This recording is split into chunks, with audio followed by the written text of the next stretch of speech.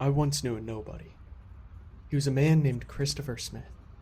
There were so many Christophers and Chris's and Mr. and Dr. Smiths that everybody knew one and had opinions on another and felt they understood them all. He was never the first Christopher Smith you knew, and never the last. He was just one amongst so many. To be Christopher Smith, you have to be no one. There are so many of him that no single one is the best, even in the tiniest of fields. The Christopher Smith I knew had favorite books.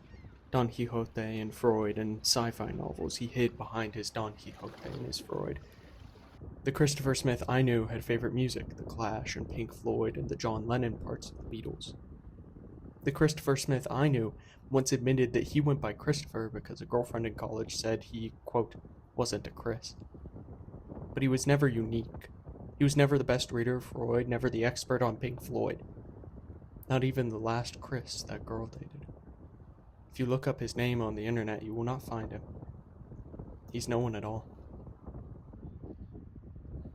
Baudrillard's Simulacra and Simulation is a touchstone for critiquing modernity in the digital age and how everything is secretly the Matrix.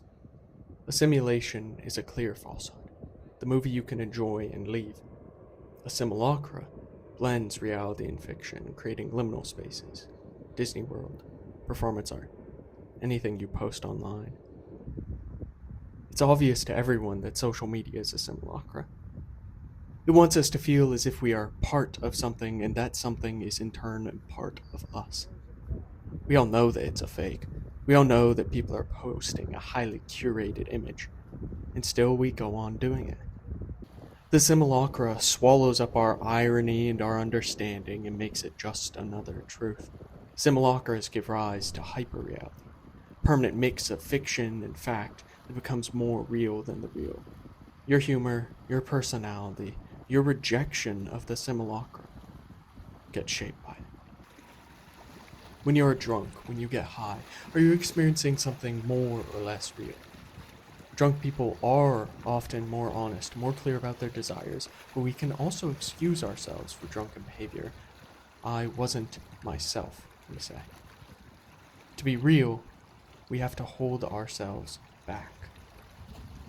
The internet age demands that we hold nothing back. 21st century life is drunken hyperreality.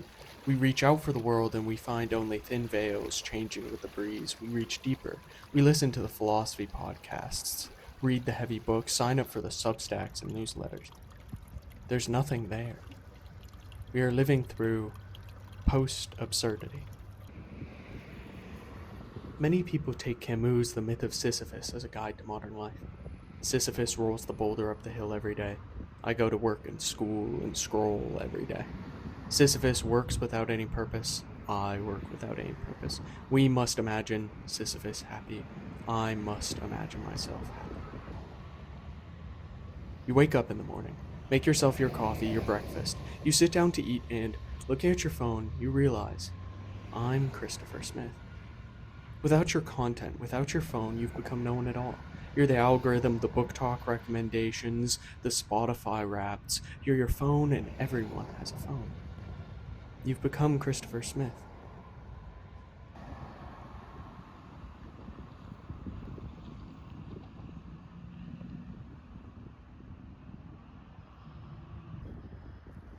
Post-absurdity means simply we are drowning in value at the same time as we feel valueless. While Camus had to accept that even his most revolutionary or saintly acts were absurd, the modern person is validated constantly through reshares and likes and views and how many causes they can stand for and on and on. But keep in mind, you'll never be enough. If you're a millennial, you are doing too little too late. If you're Gen Z, you cannot accept the goodness of what you're doing. You must be ironic, self-effacing. You wake up in the morning, make yourself your coffee and breakfast, and sit down to eat, look at your phone. You have no realizations. You just are Christopher Smith.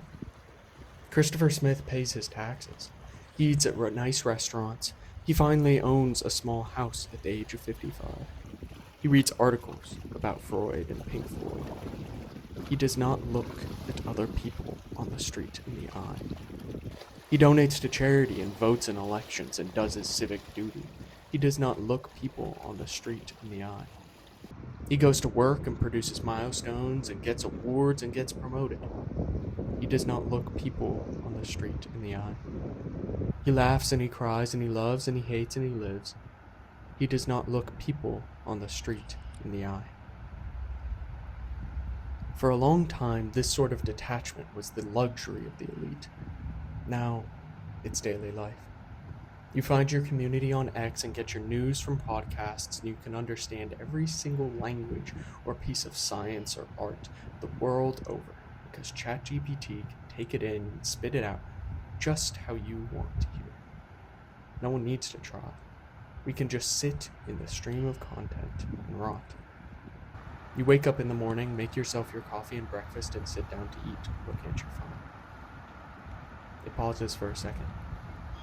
You breathe in, breathe out. Maybe the Wi-Fi is broken, or your phone is broken, or the website is broken. You could put your phone down. You could go outside. You could pick up that sci-fi novel you've had on your table for 2 months.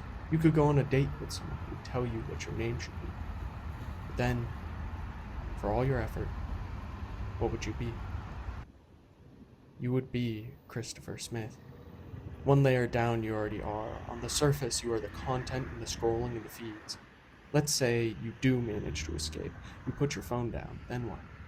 You go outside and touch grass. Everyone promises that will fix it. Touching grass will not fix you. The wind will be too strong and the sun will be too bright and the grass won't be soft at all. The world will be brusque and cruel. Our hyperreality has hidden the central fact from you. The world keeps going, with or without you. You're Christopher Smith. You have no personal connections, no real talents, and if you do, they're nothing compared to some other Mr. Smith. You are anonymous in the face of the world, and the world is anonymous in the face of you. So you go back to the only thing that is personal to you. The algorithm. It knows your every quirk, every little hobby and interest. It made those hobbies and interests. We are told to be individuals, to define ourselves, to be alive, to be true to who we are. And what is truer to you than your next 10 TikToks? We all know it's a lie. We all know that our reality is not the screen. So when we go outside and the wind hurts and the light is harsh, we have to realize something. It's okay to be boring. My father used to tell me that only boring people get bored. I must be a dreadfully boring person. As soon as you put the screen down, you open yourself up to being the most boring person in the world. You will suffer, but the pains will not be your own. You will smile, but the smile will not be your own. You will live, and your life will not be your own. You'll be Christopher Smith's. You may not matter at all. If you ever do, it will be on the other side of a great deal of work and suffering and boredom. You will not feel better. But you will feel something.